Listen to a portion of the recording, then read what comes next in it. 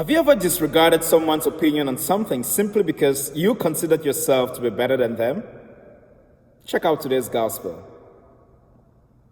When Jesus had risen early on the first day of the week, he appeared first to Mary Magdalene, out of whom he had driven 7 demons.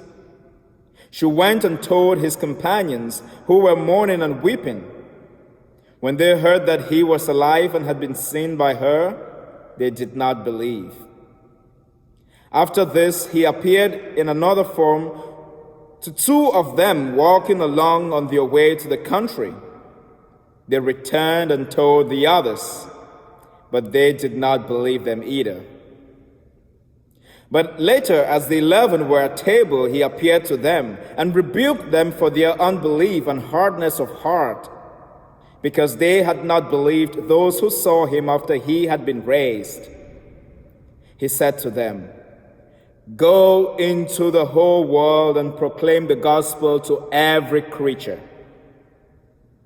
The gospel of the Lord. I first thought about becoming a priest when I was 6 years old. Yep, that was 6. 6 as in 1, 2, 3, 4, 5, 6. It's true. To this day, I sit and I ask myself, what was I even thinking? What was my understanding of what a priest is or who a priest is? At 6. But anyways, yes, I thought about becoming a priest when I was 6. And for the most part of my life, I have journeyed towards this path. And I remember at least 2 of my siblings trying to convince me to adopt another profession in life. For instance, becoming a medical doctor, telling me it was a noble profession.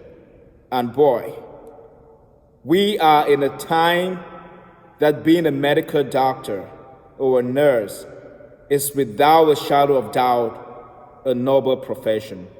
Look at what our heroes are presently doing in the midst of this pandemic.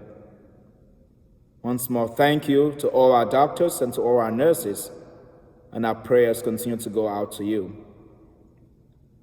So 2 of my siblings tried to convince me to do something else rather than become a priest. But in my little childish mind, and up to my teenage years, somehow I felt that I could only really do the work of the Lord if I was a priest. And I know it's probably possible that some of us listening to this message have thought at some point that we could only receive the good news from an ordained minister or from a nun or a clergy, someone who is really hardcore practicing their faith. Maybe we'll found ourselves in a similar situation at some point. But in today's gospel, Jesus is telling us that you don't absolutely need to be a priest or a deacon or a religious or a nun in order to spread the good news. The apostles clearly thought that because they were the chosen apostles, Christ could only appear to them first, which is probably why they doubted the message of Mary Magdalene. When Mary arrived, you were like, "Oh, who are you?" Someone whom demons were cast out of just a while ago, and now you think that the Christ will appear to you? Or maybe the 2 disciples whom Christ appeared to on their way to Emmaus. It's like, who do you think you are? I mean, we are the apostles. We are the ones who journeyed with him all the way, everywhere he went. But you are just disciples. You were just there once in a blue moon. And you think that he will appear to you and not to us? There's no way what you're telling us is true. I would say these apostles were so full of themselves. And I am glad that Christ rebuked them. After he appeared to them, he rebuked them of their unbelief. And this is the message Christ, my dear brothers and sisters, wants to give us today. That we all are fit, are capable, are up to the task for Christ to appear to us, for Christ to give us his good news to go out and evangelize. Christ did not first appear to the apostles. Christ does not have to necessarily bring the good news to you through a deacon, a religious, a priest, a nun, an ordained minister. Christ reaches out to all of us Christians, and he gives us the same message to go out to the world and spread that message to all creatures. Let us not think that we are unable to spread the good news. There is no need here to be complacent with who we are.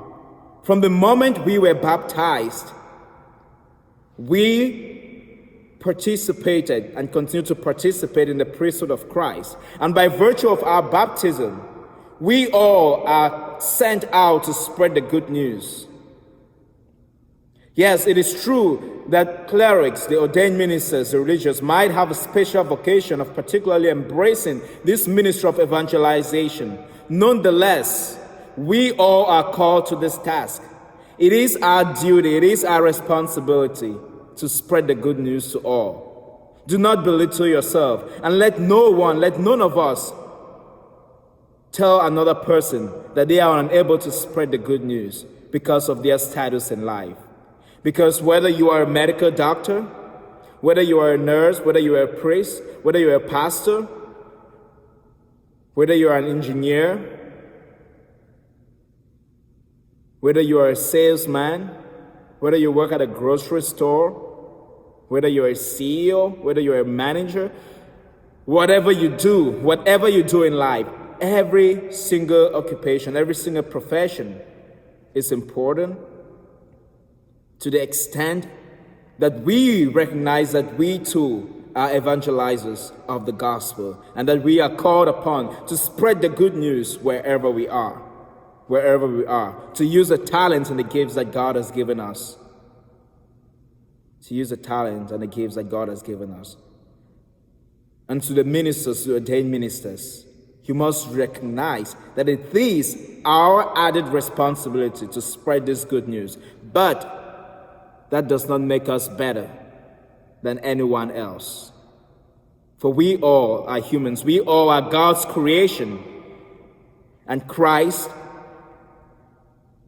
was incarnate, suffered, died, and rose from the dead for all of our sakes. Happy Easter, and God bless you.